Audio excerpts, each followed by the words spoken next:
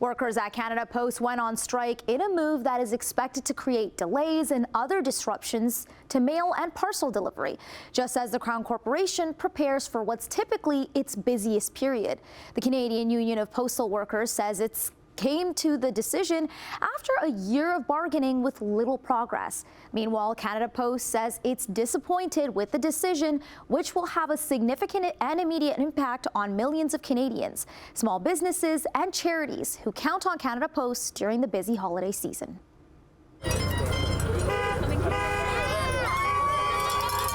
Approximately 55,000 workers went on strike today, according to the Canadian Union of Postal Workers, after they issued a 72-hour strike notice earlier this week. The union says it's been asking for fair wages, safer working conditions, and other improvements over nearly a year of bargaining. Well, we're hoping for better than what the corporation offered us. We have a lot of ground to make up as far as raises that we haven't been able to achieve in past bargaining, being legislated back to work and things like that. Canada Post says it offered 11.5% over 4 years, but workers are asking for 22%. We became the most injured workers in the federal sector, more than all other federal sectors combined, so it's not the job that it used to be, and that's one of the big issues at negotiations right now is a health and safety concern for the workers at Canada Post. In a statement to Trending Now, Canada Post spokesperson said mail and parcels will not be processed or delivered for the duration of the national strike, and some post offices will be closed.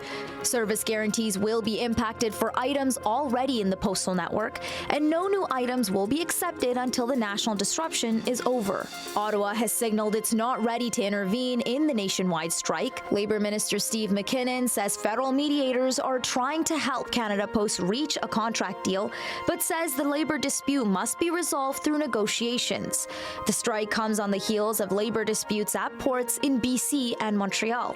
McKinnon this week directed the Canada Industrial Relations Board to order all port operations to be resumed while moving the talks to binding arbitration. NDP leader Jagmeet Singh also joining workers in Hamilton today to show his support.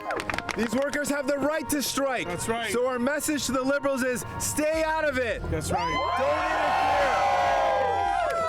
Don't interfere, don't force binding arbitration, and certainly do not bring in back-to-work legislation. As the busy holiday season gets underway, experts suggest that if it's an important piece of mail, such as a Christmas gift, sending the item through an alternative courier service could be worth considering, but it would be expensive. A bigger factor, I think, for most individuals is the payment of bills that may come by mail, and for people who would then pay that by writing a check and sending that through the mail, they'll have to now go to the bank or do something like an e-transfer. Canada Post and the union have agreed to continue delivering government benefit checks during the labour disruption. It said seniors and others who rely on the mail service will receive timely financial assistance. So far, there's no end in sight, and Canada Post says processing and delivery may take some time to fully return to normal even after the strike ends.